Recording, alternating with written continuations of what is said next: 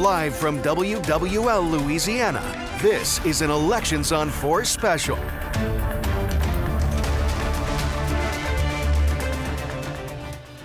All right, you just heard from the three candidates, the top candidates for New Orleans mayor, making their case to you, the voter. And now the questions and conversations will continue. Welcome to our WWL Louisiana Mayoral Debate post show. I'm Mike McDaniel. And I'm Devin Bartolotta. Thank you for joining us on WWL Plus. We're going to speak one-on-one with each of the candidates that you just heard from. We're also going to hear from members of local organizations for their impressions of the night. Yeah, so a lot to get to. Thanks for being with us, as we always want to say. But the first candidate with us joining us in the post-debate special is State Senator Royce Duplessis, a candidate who initially ruled himself out of the race, but later changed his mind and is now one of the top contenders. Senator, thank you so much for joining us after this.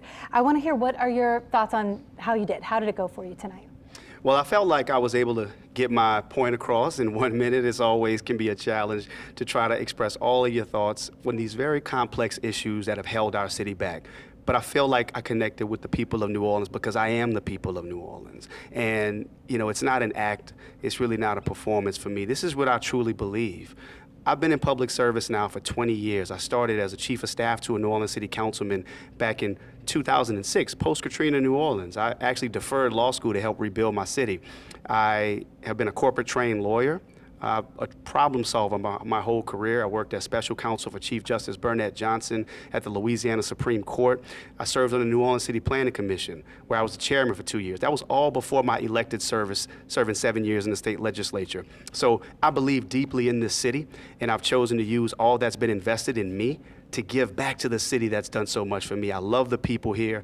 I love the city. I believe in all of its beauty. I see all of its warts, but I want to embrace it and be a part of making it a better city because I have the experience. I'm the most qualified, and I believe I'm the most qualified. Can we talk about that a little? Absolutely. Can you take us back to what made you even want to get into politics? Like, take me through your path a little bit. Yeah, well, I always thought I was going to go to law school and just make some money. I never saw myself being in elected office, but as I mentioned, in 2006, when I got this opportunity to work on a campaign, it kind of was unexpected. And I told my mom that I was going to defer law school to go and work for Councilman James Carter as his chief of staff. She didn't agree with that decision, but it ended up being a great decision, and I discovered something inside of me. I discovered a calling for public service, and I wanted to be a part of rebuilding my city. And that's never left me, even though there were times where I really wasn't chasing a political title. I just always wanted to put to the highest and best use my education, my experience, and my passion for service. So when a seat in the state legislature opened up, I ran, and we were successful. For the past 7 years, I've been working in a very hostile climate in Baton Rouge, working on behalf of the people of New Orleans, fighting for insurance reform, fighting for women's rights, women's reproductive rights, women's health care, fighting for criminal justice reform, trying to move our state in a positive direction. But the key that I want to emphasize that I think distinguishes me and why I'm the best qualified in this particular moment is that what we need is healing in the city of New Orleans. We've had a dysfunctional city council and mayor relationship. They have not been able to work collaboratively together. I've been able to work collaboratively with people I disagree with by putting people first always. It's never been about politics for me. It's always been about putting people first. So in addition to my professional experience, both as a lawyer and as a public servant, I have the temperament, I have the leadership skills, I'm ready. I have the vision and the plan to get it done. When you think about the debate that just happened, your question that you asked to Councilmember Moreno, why that question, and do you think that has had really any impact on your campaign? Well, I think it's had an impact on the city, and that question is important to be answered. Because let me point something out to you. The media has not covered it, but I thought it was important because Councilmember Moreno, we know she has a background in broadcasting and she reports on a lot of things, but she hasn't spoken on this. And I think if you want to be the leader of the city, you have to be able to speak to something like this because I think it represents a deeper issue we have in the city of New Orleans, where someone of that level of influence who has contributed that much to political campaigns can send an email to donors to try to stoke division in our community. That's wrong, and it needs to be called out. So if you want to lead this city, you need to be speaking about that, and that's one of her top donors, and she hasn't said a word about it. So the people need to know where she stands on that, so it was important for me to call it out because the media has not. There are a few things that you have voiced your opinion on or have said as a part of various debates and forums that are different from what your opponents have said. One of those being a city-operated fortified roof program. Yes. The other being, you're the only one who said yes to a pedestrian mall on Bourbon Street. Can you, we'll start with Bourbon Street. Can you talk a little bit about why you believe it should be a pedestrian mall? Thanks for giving me an opportunity to elaborate on what was just a yes or no question. I know, those are hard, those are hard. This is the forum for it. Yeah, so let me add some nuance to that. The matter is being evaluated. So I'm gonna work with the businesses, I'm gonna work with the residents, but the fact that it's being studied and evaluated means that we have to give it consideration. But if we ultimately get to a point where the businesses say we need that to be able to get deliveries through, or the residents say they want it to be able to get to their homes, ultimately that's where I'm going to defer. But by me saying that I'm open to making it a pedestrian mall just means that I'm open to doing it. It's not an automatic no, but we have to continue to go through the process. And I don't believe that the city's fully examined it yet. And something else I want you to explain or expand on a little bit is when you talked about removing yourself from the Sewage and Water Board, the board there, being the president, that's a position that holds a lot of power in the city. Why is it so important for you to not be a part of that? Yeah, well, it's not about power for me. It's not about power. And I think by making that statement, we are sending the message to all stakeholders, locally and at the state, that we're focused on outcomes. We're focused on performance. We have experts, we have engineers, people who are working at Sewage and Water Board, who we expect to get the job done for the people of New Orleans. So the mayor has enough responsibility. So the mayor would have the responsibility to be able to appoint board members.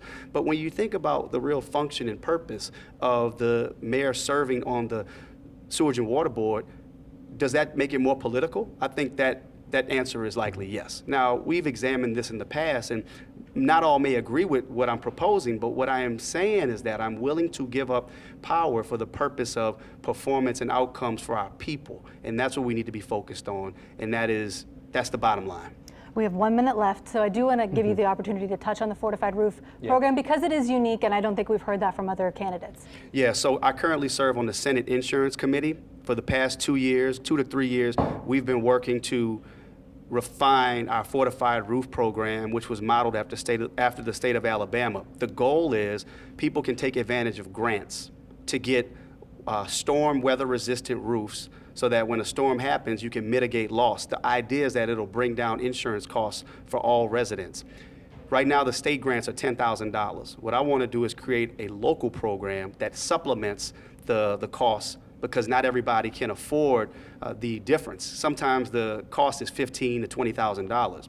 We want to supplement that. My goal is to get 25% of rooftops in Orleans Parish fortified to help bring down the cost for everybody. All right. Senator Duplessis, thank you so much for your time. I appreciate it. We really appreciate it. Thank you. And as we prepare for Councilperson Oliver Thomas to join us in our post-mayoral debate special, we do want to hear from WWL Louisiana political analyst Clancy Dubose. Clancy, do you want to give us your thoughts in general just about everything you heard tonight? Because there was a lot of points being made. Yeah, there's a lot of ground to cover. I would say that everybody was pretty much on their game tonight, and that's no surprise because they've had a lot of debates. I actually thought Senator Duplessis, this was probably one of the best performances he's given.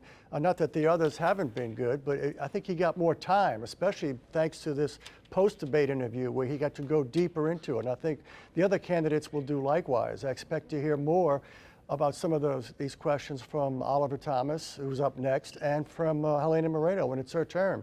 I really think it's interesting that Senator Duplessis said, he'd be willing to take himself as mayor off the Sewage and Water Board. I believe that would require legislation. He's a state senator. I would love to have been able to ask him, did he introduce a bill to that effect already? And if by chance he does not win the mayor's race, would he pursue that kind of legislation? I think that's a good question to follow up with him tomorrow, perhaps. And I think it's an idea that is worth discussing. And the idea of taking politics off the Sewage and Water Board by not having the mayor as a member of the board. Years ago, when I was a younger reporter, my hair was a different color, the mayor and 2 council members, I believe, were on the Sewage and Water Board.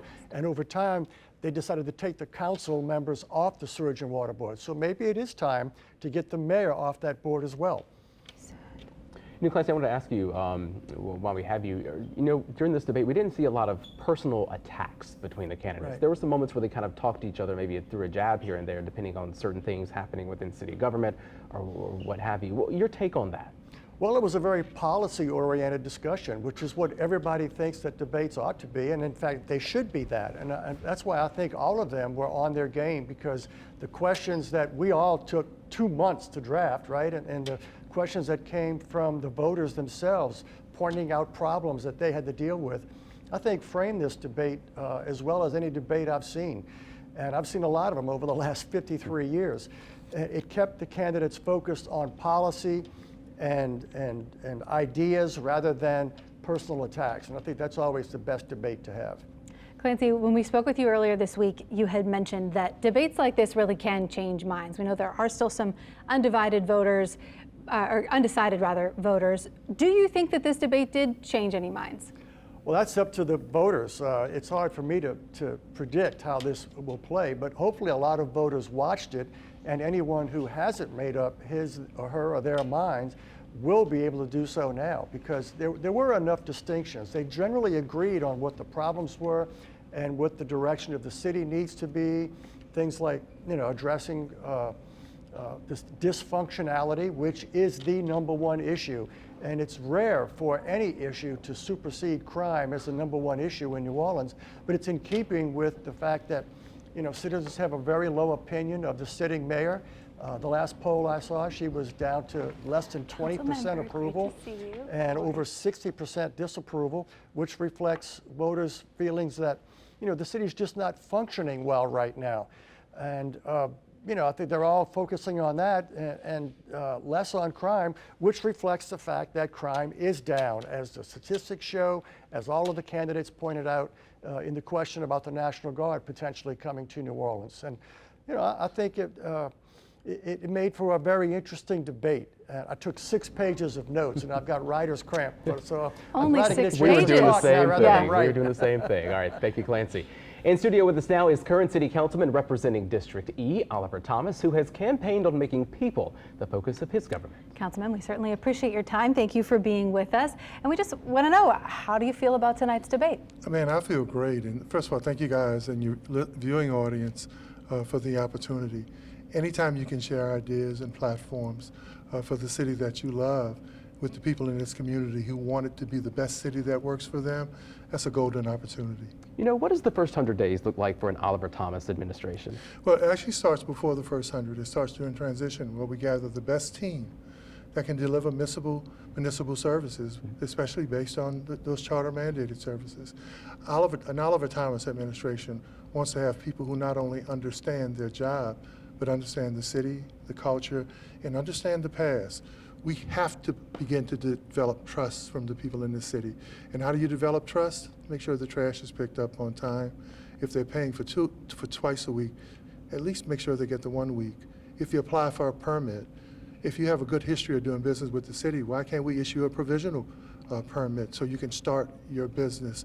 If the Sewage and Water Board sends you a bill, why shouldn't it be reflective of the bill you've had for 20 years, not the fact that somebody can't process a bill or understand the new billing system? Once we do that, we'll establish trust. And I don't want the plumber over the electrical department and the electrician running the plumbing department. I want skilled people who have some institutional knowledge or discipline in the area delivering our vital services.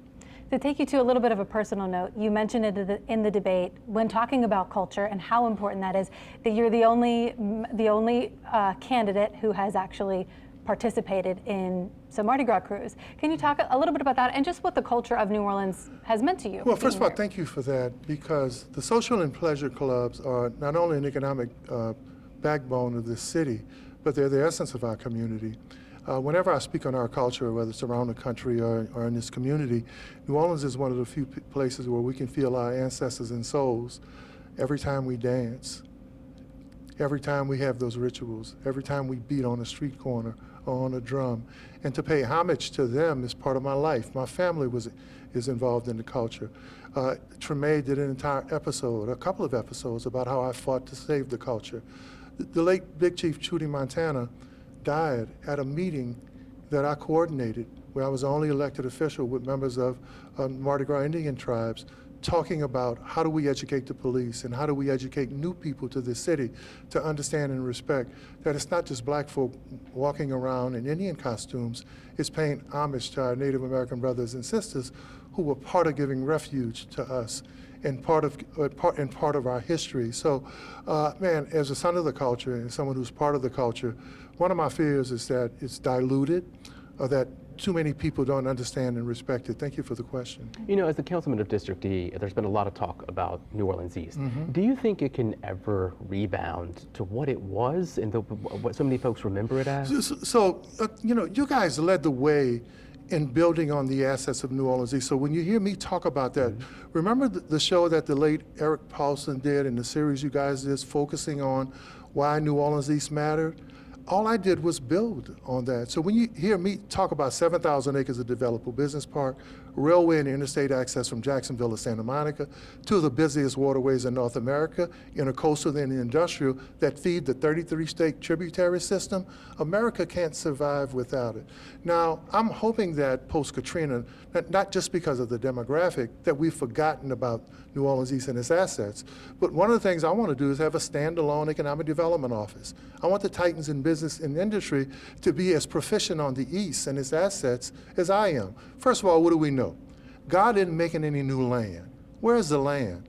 The land is in parts of Gentilly, the Ninth Ward, Lower Ninth Ward, and New Orleans East. That's where we can grow. That's where we have to grow if New Orleans is ever going to have a diverse economy and if we're ever going to be whole. We can't keep saying we want to be whole with half. All right. Thank you so much, Councilmember Thomas. We so appreciate you being here, appreciate your time. And we're going to head over to Clancy now as we prepare for Councilperson Helena Moreno to join us. Clancy, your thoughts?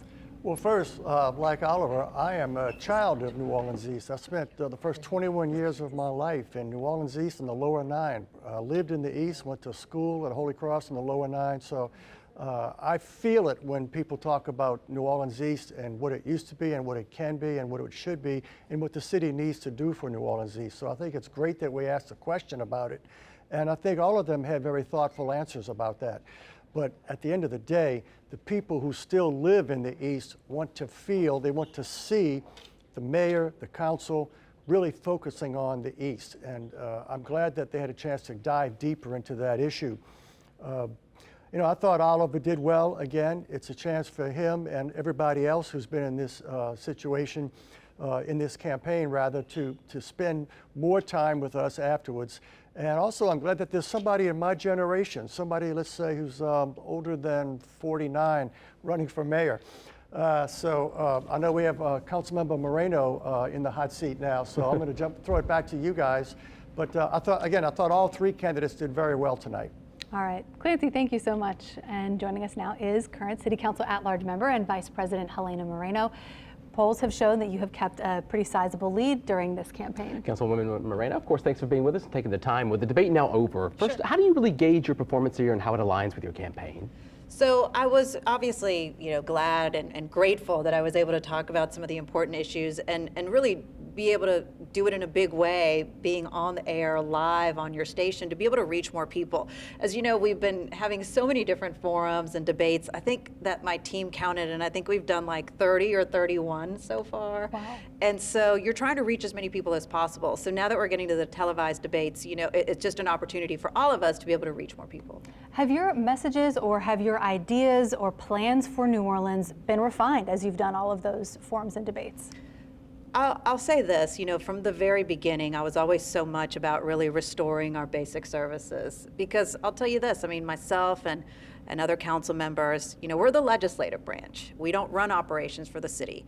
But one of the things that we certainly do see all the time is that operations for the city are broken.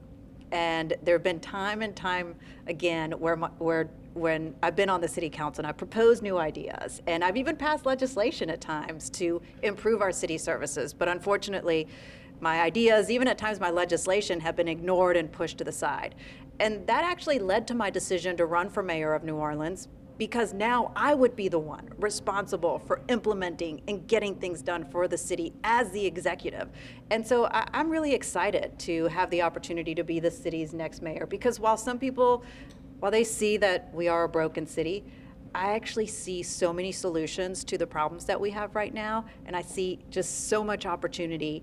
And I am so excited to just get rid of what has been and move forward to a great New Orleans that we will be. You know, you came to New Orleans as a journalist. Sure. What we do, you can relate. You know, did you ever see yourself in politics, especially going to running for mayor of a city? No, never. You know, the only thing I ever wanted to be was a news reporter and a news anchor ever since I was a kid.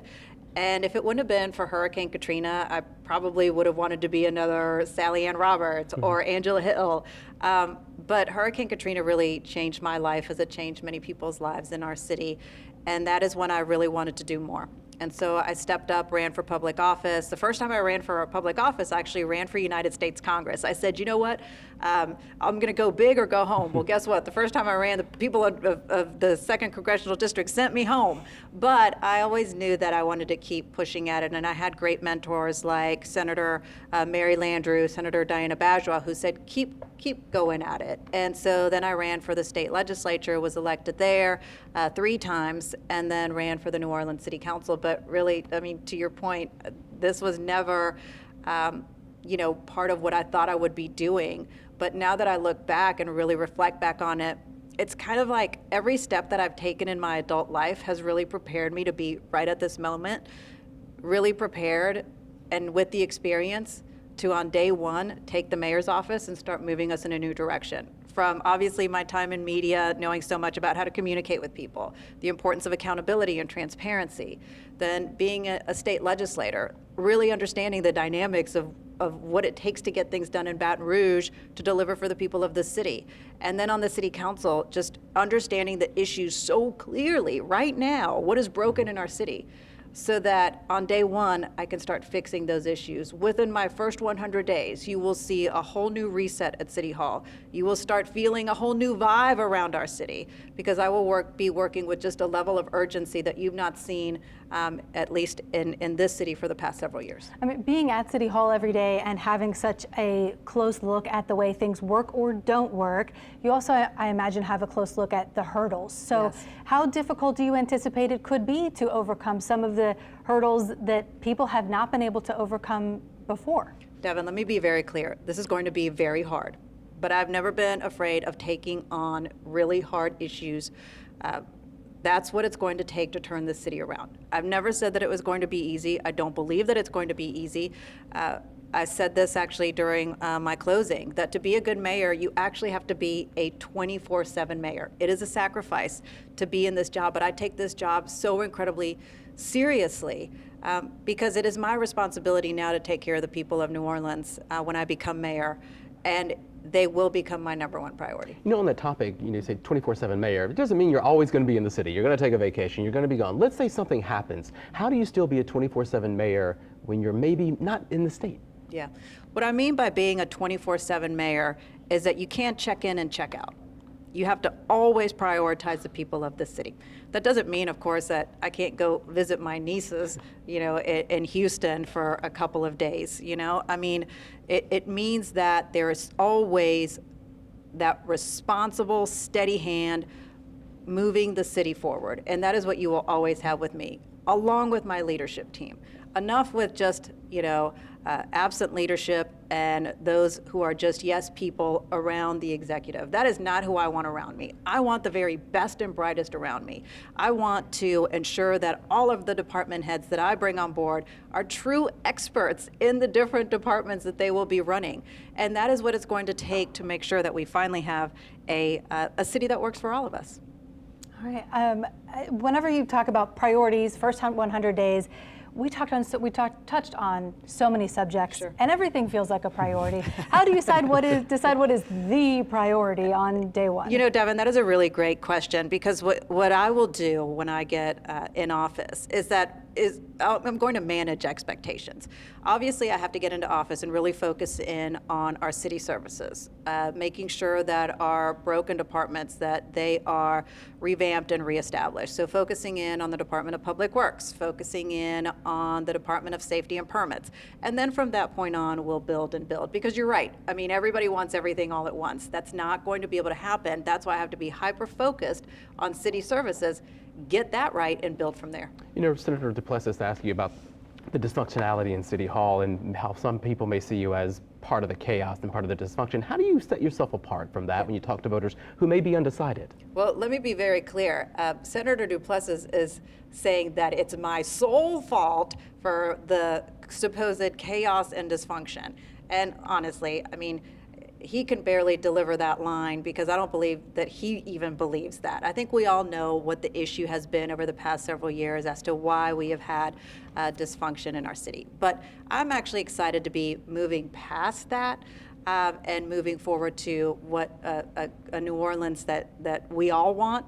And look, ultimately, it has been the New Orleans City Council that has really tried to prevent additional chaos and dysfunction. And we've moved forward on a variety of different things that would have never happened without us. Obviously, the Wisner settlement, which is such a huge deal. That's because the city council pushed forward and pushed back against the mayor and made sure that we were successful in Wisner. I talked about the school board settlement today. The people of Gordon Plaza would still be living in Gordon Plaza if it wasn't for the action of the New Orleans City Council. Once again, now we're pushing forward for the charity redevelopment, which the mayor is now battling the council again on the charity redevelopment. So there's so many different things where the council stepped in and, for lack of a better term, ensured that there wasn't chaos. And I even go back to remember when the mayor wanted to turn Municipal Auditorium into City Hall.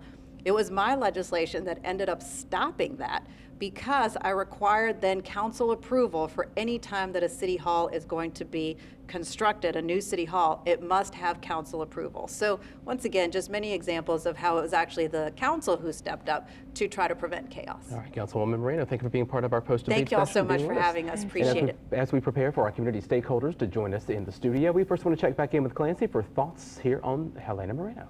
Yeah, I was really pleased to hear Councilmember Moreno talk about managing expectations. I think I might have been one of those who reminded her that it was Mitch Landrieu who first talked about that when he was in his transition period from winning the election to getting in.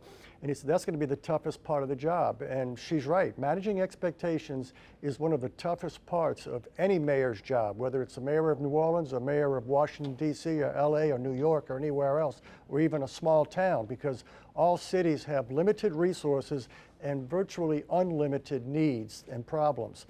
So I think, again, she did very well during the debate, and she did well like the others did after the debate. I'm glad that we're giving them a chance to go deeper into some of the things that define who they are and what they're all about. You know, it's the dysfunctionality that I mentioned before. I agree with Councilmember Moreno that it is not the council's fault that there's chaos. The chaos is coming from the fourth floor, which is where, I'm sorry, across the hall. Fourth floor is in the state capitol. That's where the governor is. But down the hall at City Hall on the second floor, that's where the chaos is coming from. And everybody who's running for mayor is promising to end the dysfunction. And that's really a reflection of what's defining the second term of Mayor LaToya Cantrell. I'm going to throw it back to you guys now so we can listen to some of our stakeholders. All right, Clancy, thank you so much. And Clancy, if you have a question for any of our stakeholders, we'll look over. Just we have a chime and a ding somewhere. Yeah, we need you to bell. give you a bell or something so you can ask a question from them as well. Sure. So we do have some community stakeholders here tonight that watch the debate right here at our studios, and you're going to hear a total of 5 people who work with different groups, focused on things like housing and youth services. Yeah, these folks are really entrenched in our communities and kind of know some of the nuanced needs out and about. So we do start with someone from our debate partners. That is Nellie Katzen with the Committee for a Better New Orleans. Of course, thank you for your partnership in kind of crafting this debate. Now that it's over and we've heard from the candidates, you know, individually, what are your thoughts here? Well, you know, tonight was really about giving residents the opportunity to hear directly from the people who are seeking their vote. And at CBNO, we believe that there's no better way, really, to vet a candidate than to hear directly from them how they stand on the issues that impact their lives, that voters most care about. And so it was really great to have the opportunity to hear these candidates speak side by side and to broadcast that to such a wide audience of New Orleans residents and voters. You know, if you're not a voter yet and you're a resident, you can still register to vote online by the 20th.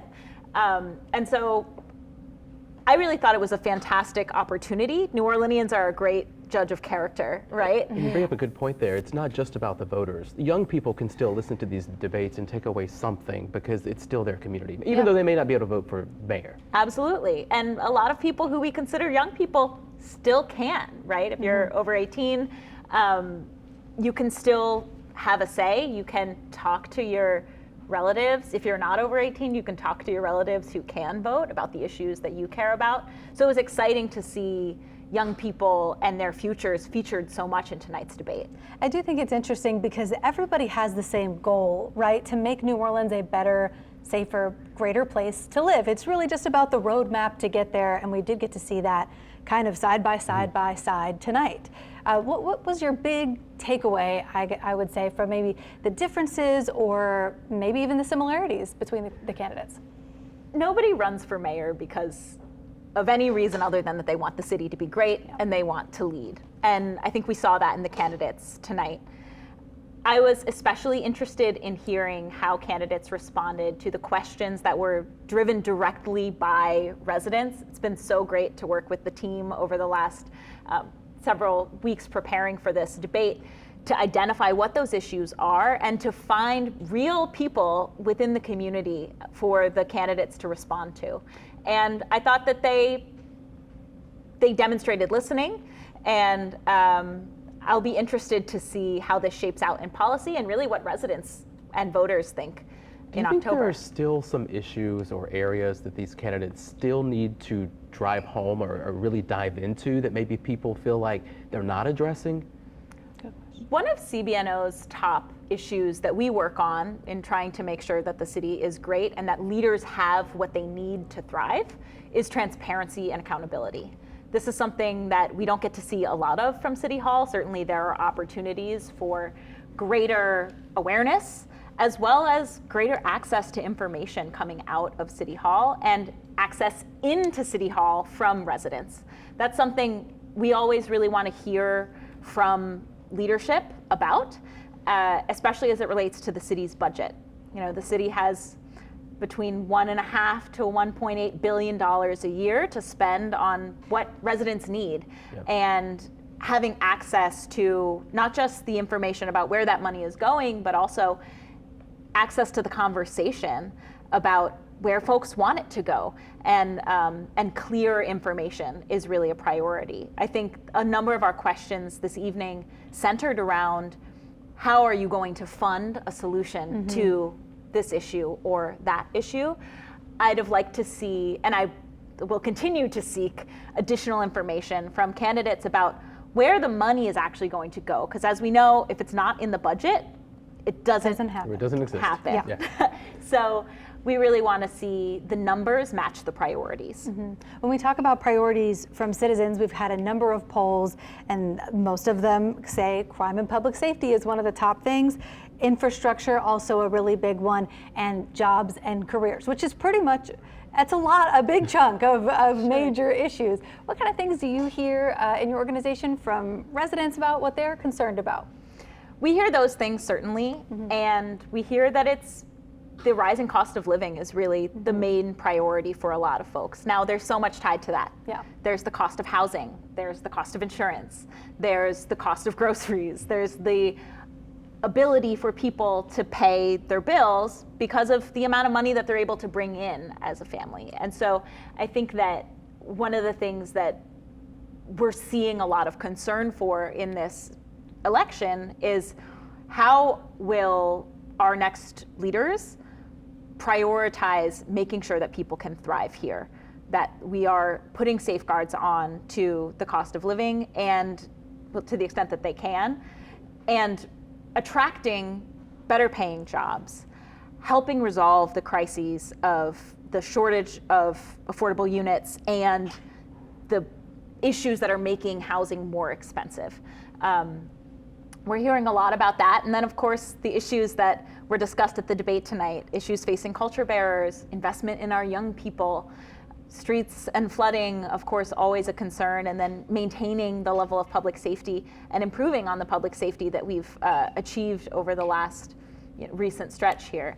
are definitely on people's minds. You know, a lot of times when candidates talk about these priorities and shaping them, it's all part of their first 100 days, or on day 1, I'm going to do this, day 2, I'm going to do this. Do you think those priorities that people relate to or that folks are going to actually see some substantial change in those 100 days? Is this going to be done with these candidates, or are you hopeful that this can be done? I maintain optimism in everything. That's fair. That's fair. It's a good way to be. And I think a lot of these problems are systemic and are going to require systemic solutions. Mm-hmm. I believe that some progress can be made in 100 days, absolutely, especially if these candidates are able to uphold their promises of making stuff work in City Hall, which is a big barrier to anything getting done. I think a lot can happen in what's a third of a year, 100 days, roughly. They're not going to solve every problem that there is in New Orleans. If it only took 100 days, we would have no problems left. And a lot can be done in a short amount of time with good management, good systems, and good people working on the solutions. We all know government can move slowly, yes. Depending on what those priorities are. Sure. I want to ask you one more question before we wrap up, and then give Clancy a chance as well to ask a question if he would like to. If we are sitting here again in 4 years, what kind of New Orleans do you want to be living in? What kind of New Orleans will we be talking about, hopefully, in 4 years? Well, it'll all be better. That sounds excellent. No, well, I say all the time, we're not the committee for a perfect New Orleans. Okay. We're a committee for a better New Orleans. I will not be sitting here in 4 years and say, we're done, we got it, Yeah. everything's done, because this is iterative. We are always able to do better than we are now every single day. And so I'm hoping in the next 4 years that we find some real progress on these issues that are causing our population decline. Mm. Access to affordable housing, access to good paying jobs, investment in our young people and into the social services that make our community thrive. I'm hoping that we have made some significant strides on those things, on issues concerning climate and the impacts of the changing climate, and that we all have clear and accessible information available to not just leaders within City Hall, but everybody outside City Hall. Mm-hmm. We're seeking partnerships, we're seeking community engagement, and we're seeking transparency and accountability to make our city function and thrive. All right, appreciate you being with us. Clancy, we'll go over to Clancy. Do you have any questions or anything you want to weigh in on? Well, I was very glad she pointed out the need to talk more about transparency and accountability, because that's one of a big problem that we have at City Hall right now, not just for us in the media, but as she pointed out, you know, average citizens and neighborhood organizations, they depend on accountability and transparency to keep up with the issues that are going on at City Hall and how they affect their neighborhoods and their businesses. And transparency and accountability has really been one of those areas where we backslid in the last 8 years because of the current administration just almost routinely, if not out and out denying public records requests, but stonewalling them. And the state law requires an answer on public records requests of 72 hours. You know, you got to get back and let people know that, yes, we have this record and here it is, or you can come look at it. And that's not happening right now. And I think all the candidates need to be held to account on that. And not that they violated it, but to make them commit to honoring the law, the spirit as well as the letter of the law going forward. Because if we don't have that, it's going to be very difficult for citizens to hold public officials accountable. You know, and to bring Nellie back in on this, you know, doing public records requests or having this transparency as a journalist is one thing. Having it as a community member or an activist or an advocate of some degree may read something totally different. From your perspective, Nellie, why is this transparency so important?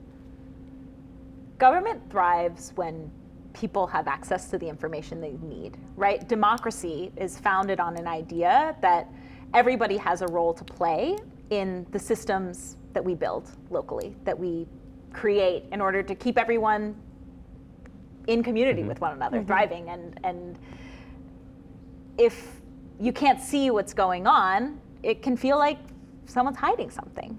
Democracy dies in the dark. Democracy dies in the dark. Yes. Well That's put. the problem. I believe it was a journalist who said that. But it's important not just for the news media, who of course, helps us all access the information. But for the average resident to be able to see that our government is showing up for us, is listening to us, because really that's what democracy is about. All right. Nellie, appreciate your insight. Thank you so much. All right, Clancy, any other final thoughts here? I do have a question for you, Clancy, about and this is something that you can answer while we switch in between our stakeholders here. My question for you is, we heard so many different responses or ideas when it comes to economic development from all three candidates. They all had very distinct industries that they thought would be good to invest in. I have them here. I think I can, I know that Oliver Thomas said tourism and biotourism. Senator Duplessis said expansion in the terminals and Charity Hospital and bioengineering. And also Councilwoman Moreno said small businesses, entrepreneurs, and mom and pop stores and businesses, for lack of a better term. So why do you think that is, that there are such different answers to that question? And is there a right answer? Well, first of all, I was a small business owner with my wife for almost 30 years when we owned Gambit. And I can tell you that small businesses are the backbone of any community. But the truth is, there is no wrong answer, at least none that we heard tonight. The reason we heard so many divergent or diverse answers to that question is because all of those answers are correct. We need to harness more from the port. New Orleans exists here because of the Mississippi River. Without that river, we'd be, we might not be here. There would be no New Orleans. New Orleans East, as Oliver Thomas said, you can't talk about growing the city unless you grow the other half. The truth is, the 9th Ward is 2/3 of the land mass of the city. So more than half the city is east of the Industrial Canal in terms of land mass. Small business, we talked about that. Biomed, several of them mentioned that. All of these things are important. Tourism, of course. You can't, there's nothing you can do wrong in that arena as long as it's done in a way that encourages growth and investment. And yes, we have to encourage young entrepreneurs as well. I remember my dad telling me when I was a teenager, I think everybody ought to be in business. It's because he was a businessman. His father was a businessman. It's kind of in my DNA. So, entrepreneurship is what built this country in terms of economically. And, we have to harness that kind of spirit here in New Orleans. And I was particularly impressed with Councilmember Moreno's mention that, I think she said the city of Austin has several dozen people working in their Department of Economic Development, whereas New Orleans has 5 or 6 people. And yeah, we do need to pump up the Department of Economic Development if we're going to really jumpstart economic development in New Orleans. Of course, will be part of the next conversation we have with some other stakeholders who are now joining us in studio. Yes, we have Andronica Morris with the Greater New Orleans Housing Alliance and Deshae Greeley from New Orleans East Matters. And thank you both so much for being here. We heard a lot about both subjects that you all are passionate about. I do want to start with you, Andronica. We talked specifically about housing tonight, yes, and how much is needed and how to get there. Can you talk just from your perspective about what is reasonably achievable in the next few years? So I want to thank you guys for having that question and circling back around to it twice.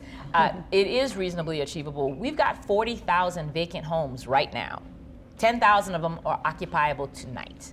Could be home to some of the 28,000 people who've been pushed out, or the 1,000 of homeless children we have in this city, or folks who are in our shelters and on the streets of New Orleans. So this is all very possible. The needs that we have can be met. A lot of the problems that we have are rooted in this insurance crisis. We have people getting pushed out because it's too expensive for people to operate homes as businesses to rent to people at any level. And it's too expensive for people to stay in their homes. We've seen that most of the people who've been pushed out are people making less than making $12 an hour. That should be good money in a place like New Orleans. Mm-hmm. It's just we have this mismatch, but we have the units, we have the built units, and we do need to build more because we're still down over 100,000, mostly African Americans who still have not come home after Katrina. When you heard the candidates tonight, did anything stick out to you, or did you latch onto something that says, hey, I agree, and can actually be done? Were you hopeful with anything? I mean, yes, we heard that people are talking about the numbers, talking about what is possible, looking back at our history and saying we've done this before, we need to continue to do it, and we need the resources to do that. We also heard folks talk about the trust fund, that those dollars are going to get deployed next year. The people of New Orleans overwhelmingly, 75% of New Orleanians last year said take some of our money and invest in us. That we need to make sure this election cycle honors that commitment. There's also going to be some key votes later on this year to make sure that that commitment isn't undermined. I saw you nodding your head. Can you elaborate? What about that did you agree with? I would agree with what she's saying because we're hearing about the trust fund as well with Lincoln Beach right now and trying to utilize some of that money that they can give back to these projects that can flourish and thrive. So with what we've given, much we want to take back because we need it. How many of the issues that we spoke about tonight or asked about are all intertwined? They drive right back. Oh my gosh, the reaction immediately. You're like, yes, okay. So I mean, it's the incomes and the population loss and the housing and the economic situation. Can you talk about that a little bit? Being New Orleans East, although I'm with New Orleans East Matters, but as a resident of New Orleans East, before I was New Orleans East Matters, it was always about our tax base, our revenue, job revenue, having economic conditions. We was talking about NORD, and I was remembering how my children, 4-year-old, and they aged out of NORD, and how those programs are still needed. And when we talk about economic conditions, how we're having to have to go outside of New Orleans East, when we have the land, the rail, the air, and everything, we almost like an afterthought in New Orleans. And what we want to be inclusive, we having to spend your money in a Jefferson Parish, in a St. Bernard, in St. Tammany. Why? Because we need to have what we go out to buy in New Orleans East. In New Orleans East in particular, there's been a lot of talk about that district and that area in this campaign. You had each candidate tonight talking about their specific plans. Helena Moreno wants to set up an economic development office with a group specifically focused to New Orleans East. You had Thomas talking about all the changes that he's already made and some of the things that he's kind of led there. Duplessis talking about having a different conversation when it comes to New Orleans East and its image problem. I feel like all three of those need to be coupled together, which I'm sure you would agree with. But what of those three, if you could say, is kind of the one you lean to or the one you think is more feasible?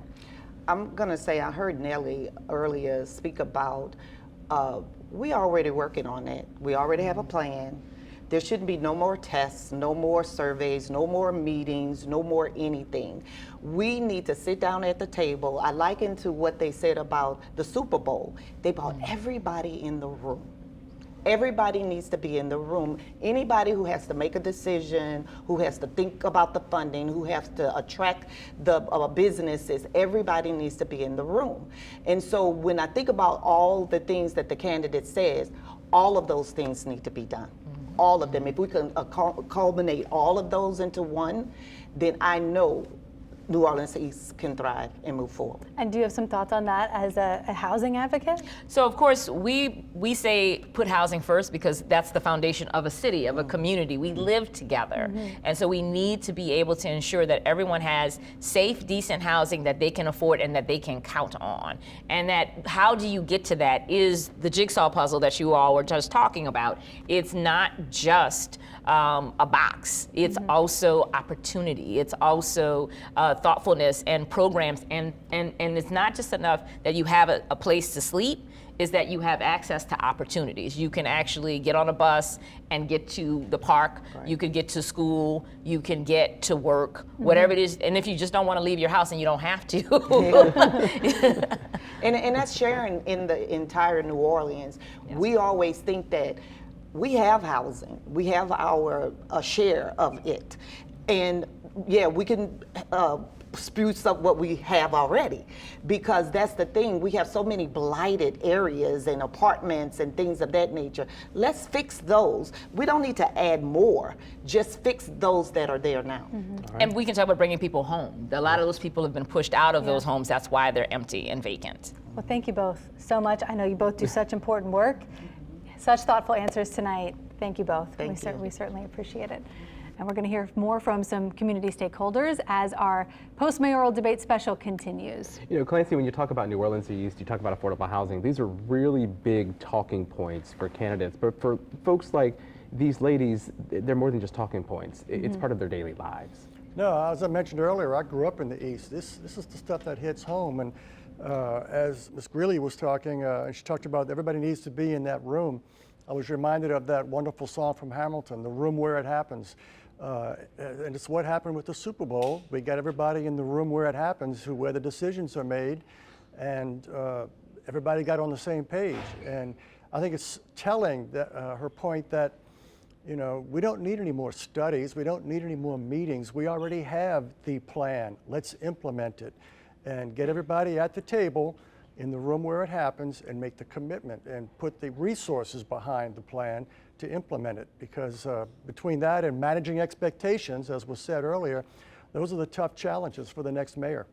You know, candidates had three distinctive kind of takes on New Orleans East in particular. I want to ask you too, your thoughts on their takes on how to redevelop and spur some economic development there. Well, it's like the general question on economic development. None of those answers were wrong. They're all part of a bigger puzzle. I think you need to do all of those things. It's an all of the above. There is no silver bullet for economic development. There is no silver bullet for fixing the challenges and addressing, I should say, not fixing, but addressing the challenges that face New Orleans East. The people out there know the problem. They're looking for the answers. They're looking for the same thing everybody else in New Orleans is looking for. They're looking for attention. They're looking for resources. They want their streets to be smooth and safe. They want streets to be well lit. They want playgrounds to have good lighting and good programs for kids, not just little bitty kids, but like when I was a kid, I got to play Nord football, baseball, and basketball until I was 16 years old. That's what got me and many others in my generation, black and white, on a good path in life, because we learned about teamwork. We met friends that we otherwise might not have had because they came out, tried out for the team, and made the team. And we learned how to get along. We learned how to compete. We learned how to lose. You know, those are all important life lessons. And we had great mentors in our coaches who were all volunteers. And we need to get that kind of spirit back in Nord. And that's just one piece of the puzzle for making New Orleans the kind of city that we all want it to be. All right, thank you, Clancy. Now for more reactions from another pair of audience members. We're checking in with two ladies who are working to help young people who, of course, will be our future leaders. Yeah, we can't talk about the future of New Orleans without talking about young people. We welcome Maggie Herman and Sierra Gaines from the Children and Youth Planning Board. Thank you both so much for being here. We heard you ask your question during the debate, or set up the question for us, and you talked about Nord, and I want to ask you how, just to elaborate a little bit more on how important Nord is to youth in New Orleans. Nord, along with any place in New Orleans, should come as a safe space for young people. It should be somewhere where they know in their community they can get to, whether that's right after school or it's been a long day before the morning starts.